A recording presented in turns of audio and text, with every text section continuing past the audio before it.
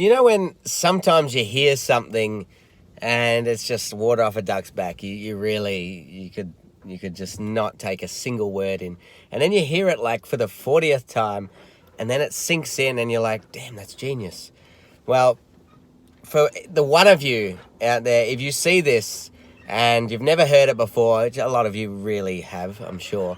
But if you have never heard this before and it does get you and you do make an observation on the people you hang around, then seriously, you'll forever be thanking me. Now, the first time I heard you become a product of your environment or you become a sum of the top 5 people you spend most of your time with, I heard that loads and I never took that into account ever. And now I couldn't be more, observant of who I spend a majority of my time with.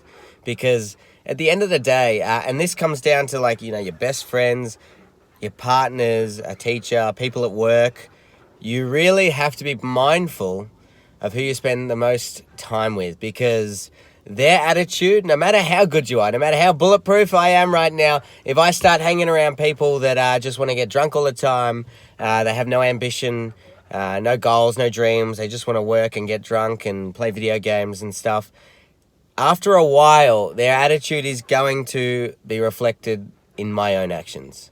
That's fact. That's fact. No matter how good you are. So you have to be very observant of who you hang around. And I hope someone sees this today. And, maybe at work, you spend your lunch breaks with some of the staff bitching about, your boss, or bitching about, all the people that annoy you at work, that don't do enough work, that are not cool enough, whatever it is that you talk to, your workmates about, or friends outside of work. Just realize that, if you were to just change your environment or change the subject and talk about things that, serving people or just happy things,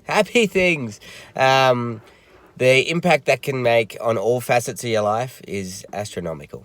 So really ask yourself who you spend the most time with and whether or not they are helping you be the best version of yourself, or whether, you are holding back or becoming quite cynical and negative like I was because of that environment. So if you haven't heard this before and you listen and you really listen and you actually make a bit of a log of who it is you spend most of your time with and start taking action on changing that, or changing their attitudes, or not giving energy to negativity in that, it really will change your life in ways you can't imagine. So that's my tip for today. And, for those, the 90% that have most certainly probably heard this before, again, even still, it's very easy to let people in that do, tend to suck a lot of the positive life out of you.